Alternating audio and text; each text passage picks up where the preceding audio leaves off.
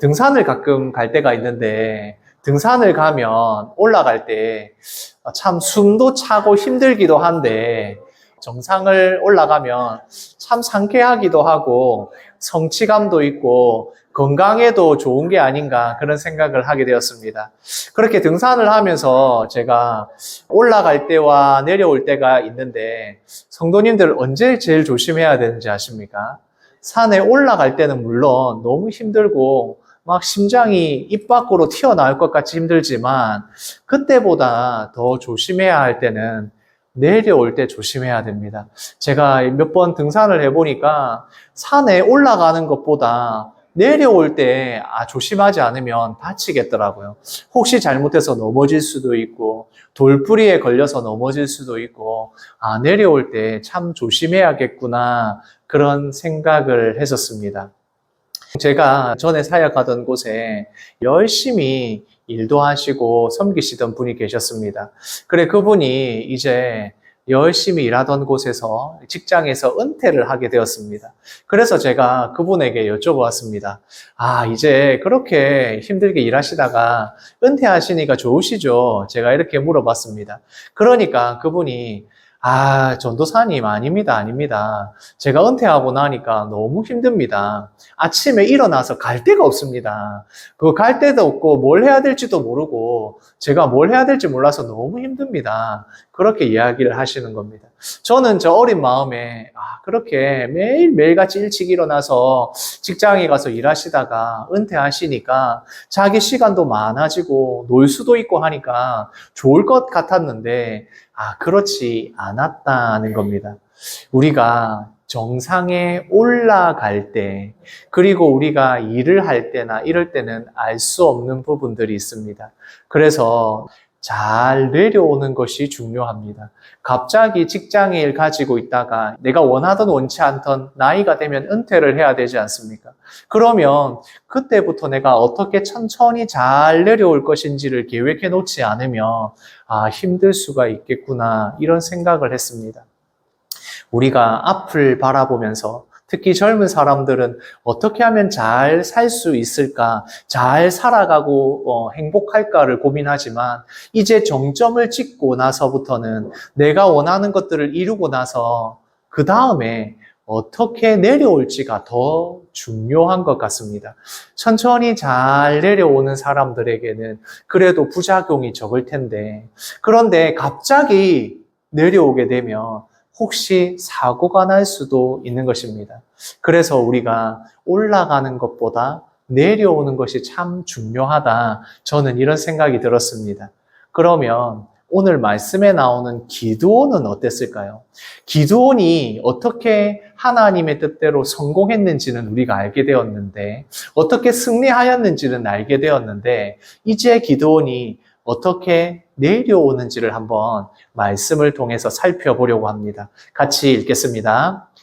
미디안과 아말렉과 동방의 모든 사람들이 골짜기에 누웠는데 메뚜기의 많은 수와 같고 그들의 낙타의 수가 많아 해변의 모래가 많음 같은지라. 하나님께서 기드온을 부르셔서 기드온을 통하여서 저 미디안을 물리쳐야 한다라고 하셨을 때 미디안뿐만 아니라 그 동방에 있는 연합군들이 이스라엘을 치기 위해서 몰려왔습니다. 그때 그 수가 얼마나 많았던지 그 숫자를 보니까 그것이 메뚜기 떼처럼 셀 수 없이 많았고 그리고 해변의 모래와 같이 많게 느껴졌던 그 수십만의 대군과 싸워야 하는데 그런데 우리가 이전 말씀에서 보았던 것처럼 하나님이 극단적으로 이스라엘의 군대를 줄이십니다. 그렇게 줄여서 몇 명만 남았습니까? 300명밖에 남지 않았습니다. 그렇게 300명이 남았는데 지금 그 해변의 모래와 같고 메뚜기 떼같이 많은 군사들을 보면서 이스라엘 군대, 이스라엘의 이 300명의 용사들과 기드온이 마음이 얼마나 힘들었겠습니까? 그 수많은 군대를 보면서 과연 하나님이 말씀하시기는 했지만 우리가 이 숫자로 가능할까? 이런 생각을 하지 않았겠습니까?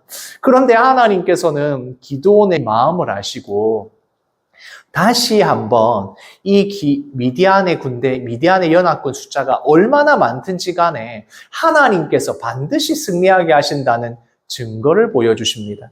그래서 기드온과 기드온의 부하에게 아주 가까이 이 미디안이 있는 곳까지 숨어 들어가게 하셔서 그들이 하고 있는 이야기, 보초를 서고 있는 미디안의 군사들이 하는 이야기를 듣게 하셔서 그 군사들의 입으로, 적군의 군사들의 입으로 하나님이 어떻게 하실 것인지를 알려주십니다.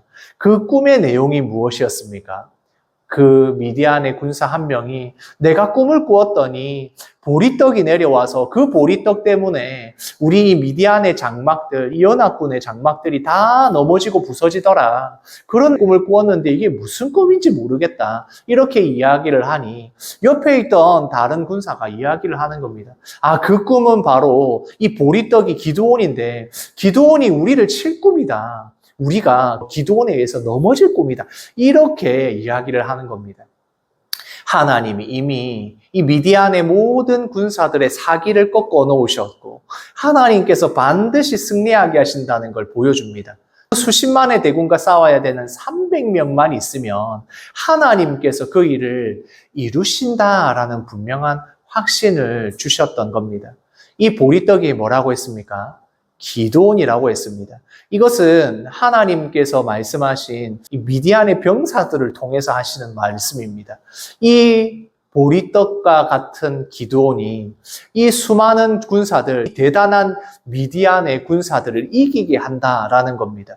이 보리떡이라고 하면 감이 잘 없지만 개떡이라고 생각하면 됩니다.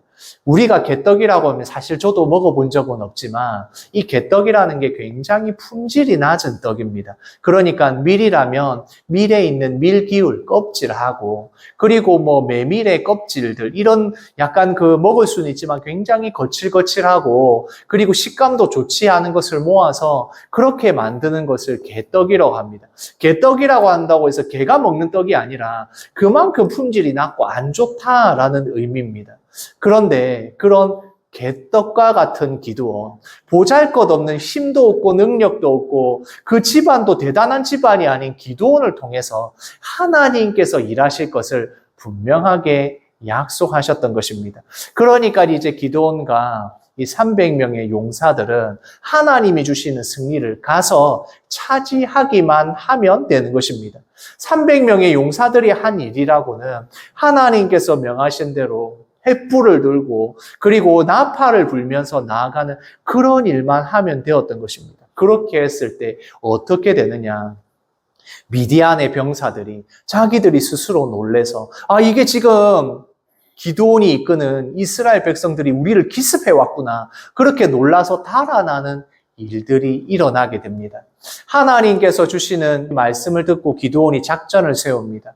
하나님의 뜻대로 그들이 세운 작전을 보면 그 300명 밖에 안 되는 군대를 또 세 부대로 나누게 됩니다. 그렇게 세 부대로 나누어서 그들은 나팔을 들고 항아리를 들고 그 항아리 안에는 횃불을 감추어 놓습니다. 그렇게 횃불을 감추어 놓고 그 300명이 흩어져 들어가서는 다 함께 가까이 가서 나팔을 불고 횃불을 들고 그리고 그 횃불을 들고 숨겨왔던 항아리는 깨면서 다 함께 소리를 지르면서 진격을 하는 겁니다. 그러니까 이 미디안의 군사들, 연합군이 깜짝 놀라게 됩니다. 그렇게 놀래서 안 그래도 사기가 꺾여 있는데 그들이 스스로 다 무너져 내리는 일들이 일어나게 되는 것입니다. 왜 여기서 승리하게 되었을까? 이 300명밖에 안 되는 군사들이 어떻게 승리하게 되었을까? 말씀에서 보면 굉장히 구체적으로 기록을 하고 있습니다. 성경에서 구체적으로 기록을 하고 있다는 것은 혹시나 이 말씀을 읽는 사람들이 못 믿을까봐, 짧게 적어 놓으면 못 믿을까봐 아주 구체적으로 이게 진짜 일어난 일이다라는 걸 보여주기 위해서 굉장히 자세하게 서술을 해놓습니다. 그래서 왜 그들이 실패할 수밖에 없었느냐? 그 이유가 있습니다. 지금 미디안에 혼자서 미디안 족속들만 온 것이 아니죠. 거기에는 연합군들입니다. 미디안도 있고 아말렉도 있고 동방에 있는 군사들이 다 같이 연합되어서 온 겁니다. 그러면 어떻게 되겠습니까?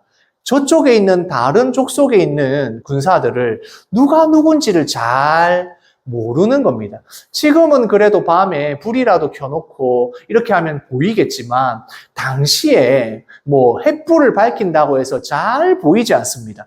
그렇게 수십만의 군대가 누가 누구인지 모르게 연합군으로 섞여 있는데 갑자기 기드온의 이스라엘 군대가 기습적으로 쳐들어온 겁니다. 그런데 보니까 어떻습니까? 횃불을 보고 막 항아리 깨지는 소리, 나팔을 부는 소리, 300명이 나팔을 부니까 그 소리가 어땠겠습니까?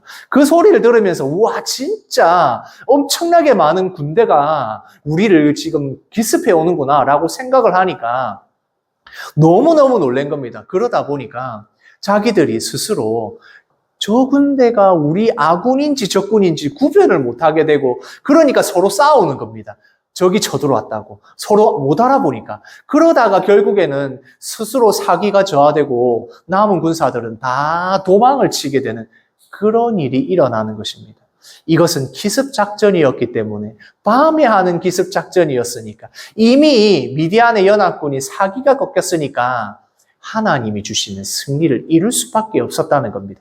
이렇게 숫자가 차이가 많이 나는데 군사력이 이렇게 차이가 나는데 어떻게 승리할 수 있었을까? 물론 이 연합군의 문제와 사기가 저하된 것과 기습작전이어서 성공했다라고 할 수 있지만 결국에는 이게 무엇입니까? 하나님이 승리를 주시겠다고 작정하셨고 기드온을 통해서 하나님께서 승리를 주시겠다고 작정하셨기 때문에 이스라엘이 기드온이 이끄는 이스라엘 군대가 승리할 수 있었다는 것입니다. 그리고 이 이스라엘은 승리한 것으로 끝나지 않고 도망가고 있는 이 미디안 연합군을 끝까지 추격을 합니다. 끝까지 추격을 해서 결국에 다시 쳐들어올 수 없도록 공격할 수 없도록 철저하게 이스라엘 군대가 승리하게 됩니다. 이렇게 기드온이 미디안의 수십만의 대군과 싸워서 승리하는 인생의 정점에 서게 되는 것입니다. 얼마나 성공한 인생이겠습니까? 하나님께서 주시는 승리를 맛보는 바로 그 단계에 가게 된 것입니다. 그리고 기드온은 전쟁 이후에 일어난 일들도 아주 잘 처리를 합니다. 말씀을 같이 읽겠습니다. 에브라임 사람들이 기드온에게 이르되 내가 미디안과 싸우러 갈 때에 우리를 부르지 아니하였으니 우리를 이같이 대접함은 어찌 됨이냐. 이 기드온이 이스라엘의 민족들을 모아서 미디안의 연합군과 싸우려고 했을 때 그때 에브라임 사람들이 빠진 것 같습니다. 그렇게 에브라임 사람들이 빠져서 결국에는 기드온이 승리하고 이후에 도망치는 미디안 연합군을 에브라임 사람들이 쳐서 승리하게 됩니다. 그러고 나서 에브라임 사람들이 불만을 가지는 겁니다. 왜 우리를 처음부터 안 불렀느냐? 우리를 처음부터 불렀으면 우리가 같이 싸웠을 것이고 이 전쟁의 승리를 함께 누리게 됐을 건데 왜 우리를 처음부터 안 불렀느냐? 이런 불만을 가지게 되었다는 겁니다. 그러니까 기드온이 이 에브라임 사람들에게 이야기합니다. 같이 읽겠습니다. 에브라임의 끝물 포도가 아비에셀의 만물 포도보다 낫지 아니하냐. 그렇게 불만을 가지고 온 에브라임 사람들에게 기드온이 이야기합니다. 아이고 아닙니다. 당신들이 지금 이 미디안의 방백들을 물리치고 한 게 정말 얼마나 대단한 건지 모릅니다. 우리가 속한 기드온이 속한 이 아비에셀이 아무리 좋다 해도 그게 제일 좋은 포도, 제일 처음에 나오는 포도리가 좋지 않겠습니까? 그런 것보다 당신들이 지금 한 마지막에 미디안의 방백들을 친 게 더 대단합니다. 우리가 한 것보다, 내가 한 것보다 당신들이 더 대단합니다. 이렇게 이야기를 해주는 겁니다. 그러니까 에브라임 사람들이 그것을 그냥 그렇군 하면서 인정을 하게 돼서 잘 마무리가 됩니다. 그리고 나서 또 이 전쟁을 했을 때에 이스라엘 모든 사람들이 이스라엘 지파들이 힘을 합쳐서 싸웠으면 될 텐데 그렇지 않은 도시들이 있었습니다. 숫곳이나 이 브누엘 같은 곳에서는 이스라엘이 함께 지금 도망가고 있는 이 미디안 연합군을 쳐야 되는데 전혀 도와주지 않았다는 겁니다. 도와주지 않았다. 이걸로 끝나는 게 아니고 지금 그러면 이 도시들은 어떤 마음을 가졌다는 겁니다. 미디안과 함께 하려는 마음이 있었다는 거 아니겠습니까? 그러니까 이 도시들은 나중에 가도 결국에는 반역을 하게 될 도시들이다, 그 지역이다라는 걸 알게 된 겁니다. 그러니까 기드온은 거기에 대해서도 아주 단호하게 대처합니다. 숫곳이나 브누엘을 철저하게 반역에 대한 그 결과를 책임지도록 그 도시들에게 묻게 됩니다. 그들에게 심판을 가해서 그렇게 반역하는 쪽에서는 철저하게 그들을 판결을 하고, 그리고 또 그 불만을 가지고 있는 곳은 어떻게 합니까? 잘 위로를 해서 기드온이 처리를 잘 하게 된 것입니다. 이렇게 해서 이스라엘의 기드온을 통해서 평화가 찾아왔다는 겁니다. 지금 어떻게 됐습니까? 300명을 데리고 미디안의 연합군을 쳐서 승리를 거둔 겁니다. 그것도 아주 철저하게 승리를 거두었죠. 그리고 불만이 있는 곳에 가서는 잘 다독거리고, 그리고 반역을 하는 도시에 대해서는 철저하게 응징을 해서 아주 잘 지도자의 역할을 하게 된 것입니다. 그러니까 기드온에 대해서 이스라엘 전역에서 얼마나 대단하다고 높여주었겠습니까? 그렇게 명성이 점점 기드온이 높아지는 겁니다. 그렇게 높아지다 보니까 이제 이스라엘 백성들의 생각이 달라집니다. 아, 기드온이 보통 사람이 아니었네. 저 므낫세 지파의 아무것도 아닌 그런 사람이 아니라 대단한 사람이네. 이렇게 인정을 받게 됩니다. 그러면서 이게 사사로만 두기는 좀 아쉬운데 이 사람이 우리를 이끌어야 되는데 이런 생각을 하게 된 겁니다. 같이 말씀을 읽겠습니다. 그때에 이스라엘 사람들이 기드온에게 이르되 당신이 우리를 미디안의 손에서 구원하셨으니 당신과 당신의 아들과 당신의 손자가 우리를 다스리소서. 그렇게 되니까 기드온의 대단한 지도력, 이 대단한 지도자의 그 역량을 보고는 이스라엘 백성들이 기드온을 찾아갑니다. 기드온이시여, 당신이 여기서 사사로 한번 끝나고 말 게 아닙니다. 당신이 미디안에서 우리를 구원하셨으니까 이제 당신이 우리를 다스려 주십시오. 당신뿐만 아니라 당신의 아들, 당신의 손자까지 계속해서 우리를 다스려 주시면 안 되겠습니까? 이렇게 이야기를 하는 겁니다. 이렇게 부탁을 하고 있는 이스라엘 백성들이 찾아와서 하는 말이 무엇입니까? 기드온, 당신은 사사로 있을 사람이 아닙니다. 왕이 되십시오. 우리의 왕이 되어 주십시오. 그래서 왕이 되셔서 당신의 아들도 왕이 되고 당신의 손자도 아들이 되고, 그래서 이 이스라엘을 평안하게 미디안과 다른 적국으로부터 우리를 지켜주십시오 라고 이야기를 하는 겁니다. 그런데 기드온은 너무 잘 알고 있습니다. 그리고 이스라엘 백성들도 알고 있어야 되는 게 있습니다. 하나님께서 이 이스라엘을 가나안으로 불러주셔서 가나안 땅을 주셨을 때 하나님의 나라를 이루셨습니다. 그리고 하나님께서 어떤 약속을 주셨습니까? 너희는 나의 백성이 되고 나는 너희의 하나님이 되어 하나님의 나라가 이루어진다. 내가 너희의 왕이 될 것이다 라고 하지 않았습니까? 그러니까 이 이스라엘에는 인간의 왕이 필요하지 않습니다. 왜냐하면 하나님이 이미 이스라엘의 왕이시기 때문입니다. 하나님이 기드온을 세워서 전쟁에 승리하게 하셨지만 이 모든 일을 담당하고 관리하고 승리하게 하시는 분은 왕이신 하나님입니다. 기드온도 그 사실을 너무나도 잘 알고 있습니다. 지금 자기가 너무나도 정점에 서 있고 사람들이 존경을 받는 지도자의 역할을 할 수 있다는 걸 알지만 그래도 하나님이 왕이신데 사사인 기드온은 잘 알고 있는 것입니다. 그래서 처음에 그것을 거절합니다. 내가 다스리지 않는다. 내가 너희들을 다스리지 않겠다. 이스라엘은 하나님이 왕이시다라는 걸 이야기합니다. 여호와 하나님께서 너희를 다스릴 것이지 나는 당신들의 왕이 될 수 없다라고 이야기하는 겁니다. 그렇게 하나님이 왕이시니 나는 왕이 될 수 없다라고 거절을 했는데 아마 기드온에게 그냥 한번 왕이 되어 주십시오 이렇게 안 했을 겁니다. 계속해서 찾아가서 왕이 되어 주십시오. 왕이 되어 주십시오. 당신이 아니면 안 됩니다. 지금 이 이스라엘에 당신 같은 지도자가 없습니다. 이렇게 하지 않았겠습니까? 그렇게 왕이 되어 달라고 사람들이 계속 했을 때 기드온도 이제 마음이 흔들리기 시작합니다.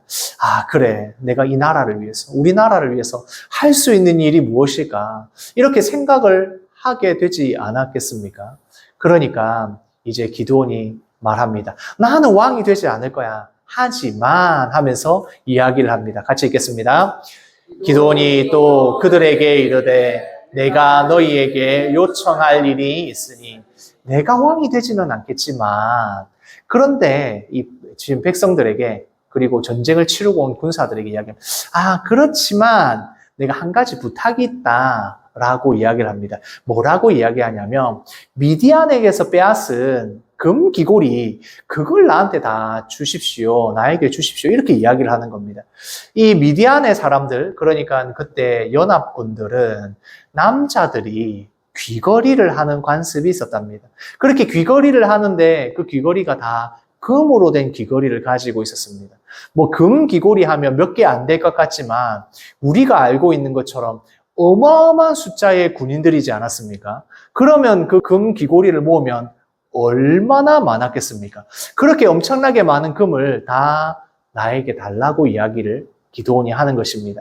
기드온이 그렇게 이야기했을 때 그걸로 이제 뭐 나중에 퇴직금으로 사용하려고 하나? 이렇게 생각을 할 수 있는데 기드온이 다른 생각을 한 겁니다.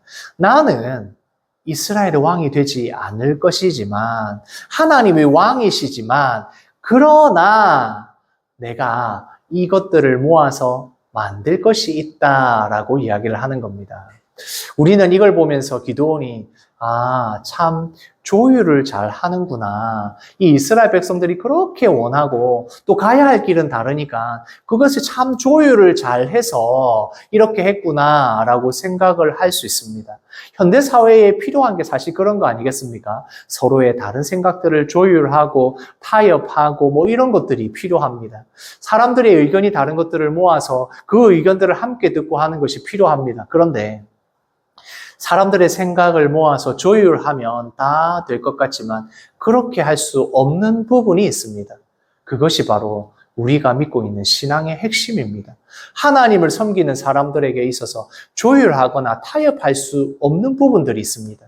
원래 가야 될 길로 가야 하는데 다른 길로는 갈 수 없으니 그 중간 어느 길로 가면 되지 않겠나라고 생각을 하지만 그렇게 그 중간 어디로 가는 그 타협점은 결국엔 우리를 함정에 빠뜨리는 길이 되는 것입니다.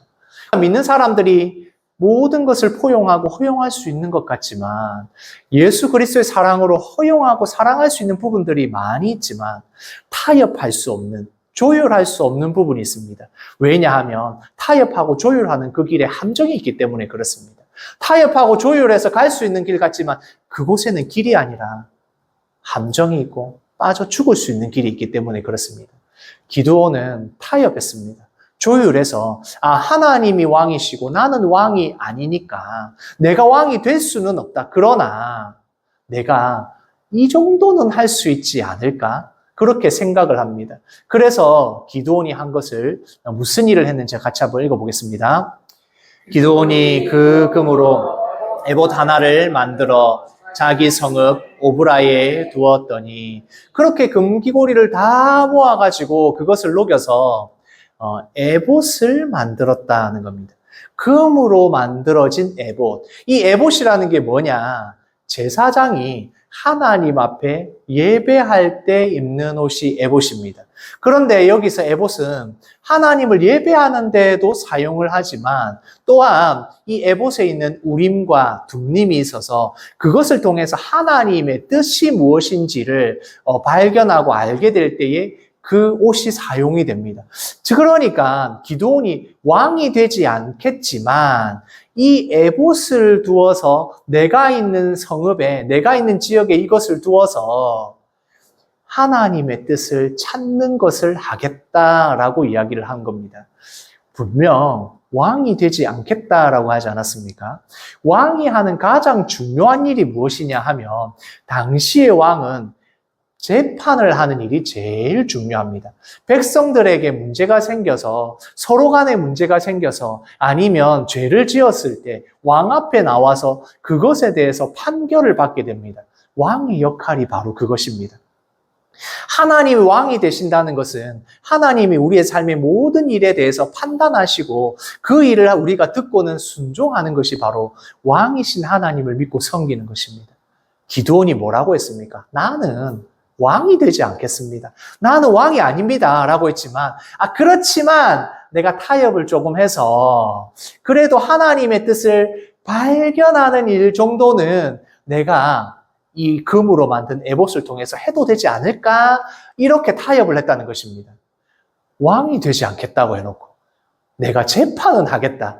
내가 왕의 그 직분은 없지만 내가 왕이 하는 일은 하겠다라고 이야기하는 거랑 똑같은 겁니다. 그냥 왕이 되겠다고 한 거랑 마찬가지입니다. 그래서 기드온은 이렇게 그 금으로 만든 에봇을 자기가 있는 그 성읍에 두게 되는 것입니다. 그러니까 어떻게 되었겠습니까? 그렇게 성읍에 둔 이 금으로 만든 에봇이 어떤 역할을 했겠습니까? 하나님의 뜻을 발견하는, 하나님의 그 성소에 있지 않은 그 에봇이 어떤 역할을 했겠습니까? 같이 읽겠습니다. 온 이스라엘이 그것을 음란하게 위함으로 그것이 기드온과 그의 집에 올무가 되니라. 그 금으로 만든 에봇이 뭐가 되었다고요? 올무가 되었다. 함정이 되었다. 그것에 잡혔다 하는 겁니다. 온 이스라엘이 음란하게 그 에봇을 위했다. 이 음란하다는 것은 우상숭배랑 아주 깊이 연관되어 있는 말입니다. 그래서 이 에봇이 우상이 되었다라는 말이고 하나님처럼 되었다. 그것을 누가 만들라고 했다고요? 기드온이 만들라고 시켰다는 겁니다. 기드온이 처음에 하나님께 사명을 받았을 때 기드온의 별명이 무엇이었습니까? 여룹바알이었습니다. 여룹바알이 무엇입니까? 바알과 싸우는 자, 우상과 싸우는 자, 우상과 싸워서 하나님의 뜻을 드러내는 자였는데 그의 말년에 기드온이 어떤 사람이 되었습니까? 우상을 만드는 사람이 되었고 백성들을 우상을 섬기게 만드는 사람이 기드온이었다는 겁니다. 결국에 기드온이 죽고 나서는 이제 기드온의 자손들까지도 그 백성들이 거들떠도 보지 않고 그들을 존귀 여기지도 않게 되는 이런 일이 일어납니다. 우상을 만들고 결국에는 존경받지도 못하는 그런 집안이 기드온의 집안이 되었다. 이렇게 말씀을 하는 겁니다. 우리가 정점에 서고 산 위의 꼭대기에 올라가는 것 참 중요합니다. 우리가 믿음 생활을 하면서 하나님이 주시는 그 응답으로 인하여 아주 큰 성공과 승리를 맛보는 일 중요합니다. 그러나 그 정점에 섰을 때 하나님의 뜻대로 우리가 하나님이 주시는 복을 받았을 때 너무나도 중요한 것이 있습니다. 그 다음에 어떻게 할 것인가가 중요합니다.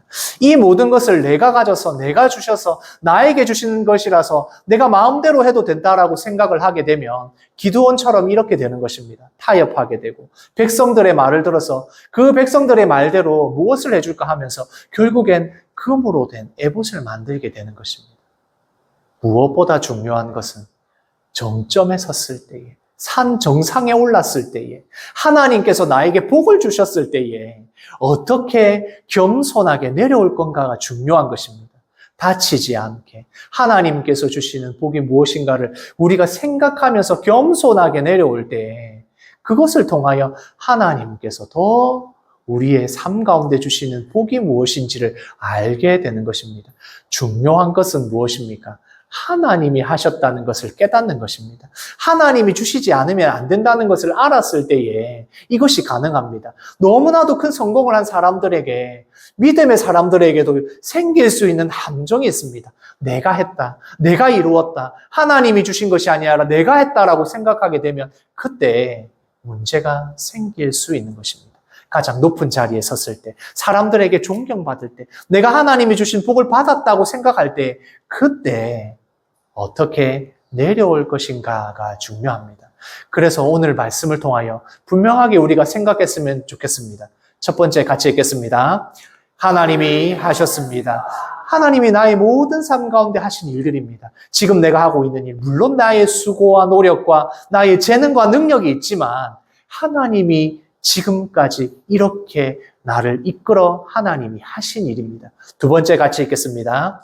하나님이 주셨습니다. 하나님이 주시지 않으면 되는 일이 아무것도 없습니다. 믿는 사람들, 우리는 너무나도 잘 알고 있습니다. 그리스도인들은 너무나도 잘 알고 있습니다. 하나님이 주시지 않은 것이 아무것도 없습니다. 하나님이 하셨고 하나님이 주셨기 때문에 이 모든 일은 하나님의 뜻대로 바라보게 되는 것입니다. 겸손히 내가 하나님의 복을 받았다고 느낄 때에 산 정상에서 하나님 앞에 겸손하게 내려올 수 있는 우리 영대교회 성도님들 되시기를 소원합니다. 아멘.